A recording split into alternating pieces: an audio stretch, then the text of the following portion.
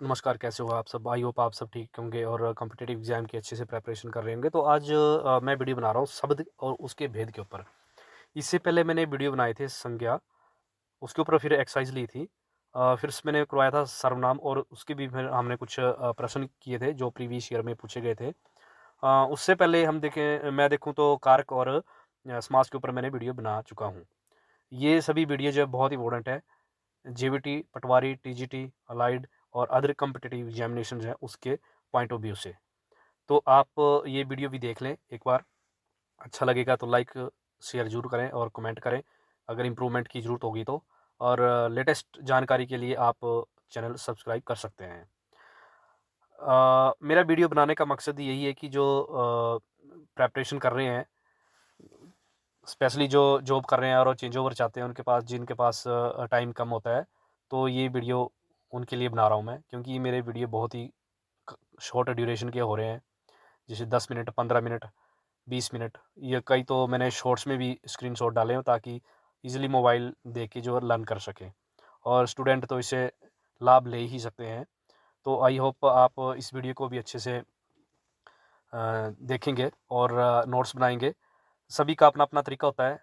कुछ लोग नोट्स बनाते हैं, कुछ लोग बुक्स से पढ़ते हैं, कुछ लोग वीडियो देखते हैं। तो आपको जो उचित लगे वो उसी हिसाब से आप पढ़ें। मैं नहीं बोलता कि आप वीडियो ही देखें। बस मेरा मकसद ये है कि आप लोग कॉम्पिटिटिव एग्ज़ामिनेशन की तैयारी करें और कोई ना कोई टेस्ट आप क्रैक करें। तो आज के वीडियो मैं स्टार्ट करता हूँ, शब्द और उसके भेद। इसमें मैं कवर कर रहा हूँ डेफिनेशंस, शब्द क्या है, शब्द की परिभाषा और उसके भेद। इसके बाद जो अगली वीडियो होगा वो इसके प्रीवियस ईयर जो क्वेश्चंस शब्द के ऊपर पूछे गए हैं वही होंगे जो प्रीवियस ईयर में पूछे गए हैं, क्योंकि वो जो है कई बार रिपीट हो जाते हैं एग्जाम में। तो शब्द विचार, ये जो मैंने स्क्रीन ली हुई है ये मैंने अपनी बुक से ली हुई है, वो बुक से जिनको पढ़कर मैं आज गवर्नमेंट जॉब कर रहा हूँ। तो अदरवाइज़ मटेरियल वेबसाइट में या अदर बुक्स में बहुत ज़्यादा था, पर मेरे को जो ईज़ी लगा मैंने वही लिया हुआ है। तो आई होप आप इसके नोट्स भी प्रिपेयर करेंगे। शब्द विचार होता क्या है? दो या दो से अधिक वर्णों के मेल से बनी सार्थक ध्वनि को शब्द कहते हैं। दो या दो से अधिक वर्णों के मेल से बनी सार्थक ध्वनि को शब्द कहते हैं। अब ये वर्ण क्या है? वर्ण प्रीवियस वीडियो में बता चुका हूँ वर्ण क्या है। अब इन दोनों की जो सार्थक ध्वनि बनती है, सार्थक मतलब कुछ उसका मीनिंग निकले, उसको बोलते हैं सार्थक ध्वनि, उसी को हम शब्द कहते हैं। जैसे राम, राम किस-किस से बना है? र इसमें व्यंजन है और एम भी व्यंजन है, वर्ण है। वर्ण 2 तरह के होते हैं ना, स्वर और व्यंजन, तो ये वर्ण ही है। राम, हिमाचल, आम आदि। तो ये शब्द विचार की परिभाषा हुई। शब्द विचार की परिभाषा एक बार मैं बता देता हूँ। 2 या शब्द की परिभाषा मैं रिपीट कर रहा हूँ। 2 या 2 से अधिक वर्णों के मेल से बनी सार्थक ध्वनि को शब्द कहते हैं। कई बार ये भी पूछ लेते हैं कि शब्द किसे कहते हैं? तो ऑप्शन दी होगी, तो आपने यही टिक करना है कि 2 या 2 से अधिक वर्णों के मेल से बनी सार्थक ध्वनि को शब्द कहते हैं। Next slide. शब्द विचार का वर्गीकरण। अब शब्द को हम कितने भागों में बाँटते हैं, उनका वर्गीकरण कैसे करते हैं? आइए अब इसके बारे में पढ़ते हैं। शब्द अर्थ के आधार पर, कि शब्दों के अलग-अलग मीनिंग होते हैं ना, तो अर्थ के आधार पर, बनावट या रचना के आधार पर, प्रयोग के आधार पर और उत्पत्ति के आधार पर, शब्द कहाँ से निकले हैं, उनकी उत्पत्ति कहाँ से हुई है, तो उसके आधार पर हम जो है अलग-अलग इसको वर्गीकरण करेंगे। ये 4 वर्गीकरण है, आगे हम इनको देखते हैं। शब्द के भेद। शब्द के भेद, ये मैं अभी रिकॉर्ड कर रहा हूँ स्क्रीन को, तो मेरे को दिखाई दे रही है। जब मैं अपलोड करूँगा तो हो सकता है थोड़ी-सी ब्लर हो जाए, तो मैं इसको अच्छे से पढ़ूँगा। रचना या बनावट के आधार पर शब्द के भेद। पहला है रचना या बनावट के आधार पर शब्द के भेद कितने हैं? ये है 3, रूढ़ि, योग रूढ़ि, रूढ़ि, यौगिक और योग रूढ़ि। तो पहले पढ़ते हैं रूढ़ि को।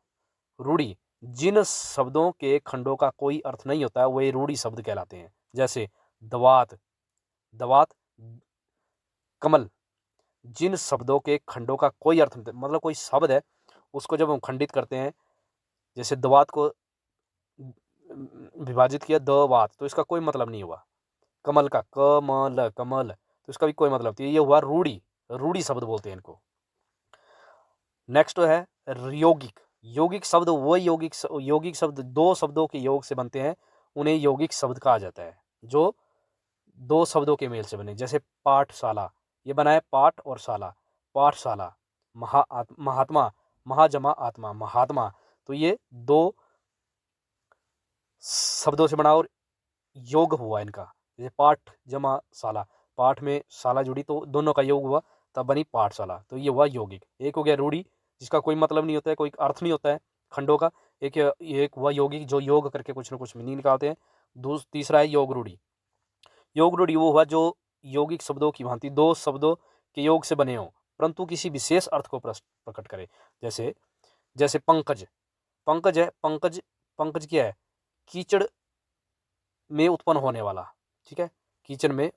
जो योग रूढ़ी है इसका मीनिंग कुछ और हो गया। जैसे पंकज, पंकज में कीचड़ और उत्पन्न हो, ज मतलब पंक मतलब कीचड़, ज मतलब उत्पन्न होने वाला, तो कीचड़ में मेंढक, ठीक है, कीचड़ में मेंढक, मछली आदि जीव उत्पन्न होते हैं, परंतु पंकज का अर्थ कमल अपने खंड से भिन्न है, ठीक है। यहाँ पंक अपने अपने जो इनका जो खंड है उससे भिन्न है। इसी प्रकार हिमालय, पीताम्बर, दशानन, योग रूढ़ी, ठीक है, तो इसका जो मतलब निकलता है वो अलग होता है। पंकज, पंकज का मतलब है जो पंकज का अर्थ तो वैसे कमल होता है, पर जब हम इनको योग रूढ़ी इसको जब हम अलग अलग करते तो पंकज, पंक का मतलब हुआ कीचड़, ज का मतलब उत्पन्न वाला, तो इसका मतलब तो ये होना कि कीचड़ में उतरने वाले, जैसे कीचड़ में मेंढक, मछली आदि, ठीक है, तो इसका योग रूढ़ी इसका तो ऐसे शब्द जो किसी विशेष अर्थ को प्रकट करते हो, जैसे पंकज किसी और विशेष को अर्थ को प्रकट करे, इनको बोलते हैं योग रूढ़ी। कितने हो गए? रचना या बनावट के आधार पर कितने हो गए? रचना और बनावट के आधार पर हमारे शब्द हो गए तीन। तीन कौन से? रूढ़ी, यौगिक और योग रूढ़ी। ये वेरी वेरी इंपॉर्टेंट है, क्वेश्चन आ चुका है कि रचना के आधार पर शब्दों के कितने भेद हैं। नेक्स्ट, उत्पत्ति के आधार पर शब्दों के भेद। उत्पत्ति के आधार पर शब्दों के भेद है चार। कौन कौन से? तत्सम, तद्भव, देशज, विदेशज। देशज और विदेशज तो नाम से ही लग रहा है कि देशज क्या हो गए, क्योंकि जो देश में उत्पन्न हुए, विदेशज जो विदेशों से आए हैं, इसका तो क्लियर है। चलो आगे पढ़ते हैं क्या है। तत्संभव, तत्सम वर्ड से ही पता लग रहा है, तत्सम मतलब जैसे संस्कृत का वर्ड है। तत्सम शब्द संस्कृत के वे शब्द जो हिंदी में अपने वास्तविक रूप में प्रयुक्त होते हैं, तत्सम शब्द कहलाते हैं। जैसे जो संस्कृत के शब्द थे और हिंदी में भी वैसे ही प्रयुक्त होते हैं, वो तत्सम। जैसे कवि, मुनि, विद्या, गुरु आदि, ये हो गया तत्सम शब्द। उत्पत्ति के आधार पे बोल रहा हूँ मैं, उत्पत्ति के उद्गम जहां से हुआ है शब्दों का। दूसरा तद्भव, तद्भव संस्कृत के ऐसे शब्द जो बिगड़कर अपने रूप को बदलकर हिंदी में प्रकट होते थे। तद्भव मतलब जो संस्कृत में थे और वो हिंदी में आ गए हैं। जैसे दंत से दांत, मुख से मुंह, हस्त से हाथ, ग्राम से गांव, ये तद्भव हो गया। देशज, जो शब्द स्थान देशज दो शब्द स्थानीय भाषा में हिंदी में प्रयुक्त होते हैं तथा हिंदी में अपना स्थान बना लेते हैं, वो देशज शब्द कहलाते हैं। देशज शब्द कहलाते हैं। जैसे गाड़ी, पेट, रोड़ा, बैंगन, आलू आदि, ये देशज शब्द स्थानीय भाषा में थे और हिंदी में प्रयुक्त हो रहे हैं। विदेशज, विदेशज विदेश जो शब्द अंग्रेजी, उर्दू, अरबी, फारसी आदि विदेशी भाषाओं में थे और वो हिंदी में अपना स्थान बना चुके हैं। जैसे स्कूल, स्कूल विदेशी शब्द था पर हिंदी में यूज करते हैं। स्टेशन, बाजार, मास्टर आदि, तो ये चार शब्द थे, तत्सम, तद्भव, देशज, विदेशज। ये उत्पत्ति के आधार पर शब्द है हमारे हिंदी के। तो उत्पत्ति के आधार पर हम शब्दों को कितने भागों में बांटते हैं? तो चार। ये आता है क्वेश्चन, ये मैंने स्लाइड जो बनाई हुई है स्पेशल अपनी बुक से बनाई हुई है, जहाँ से मैं पढ़ा हूँ, और ये इजी है। कई मैंने देखा कि कई बुक्स में बहुत बहुत टफ है, और ऑनलाइन भी मैंने सर्च किया था, तो ये सिलेक्टेड स्लाइड मटेरियल मैंने इसमें डाला हुआ है, तो आई होप इसका आप पूरा लाभ लेंगे। नेक्स्ट पढ़ते हैं हम, प्रयोग के अनुसार शब्द के भेद। प्रयोग के अनुसार शब्द के कितने भेद होते हैं?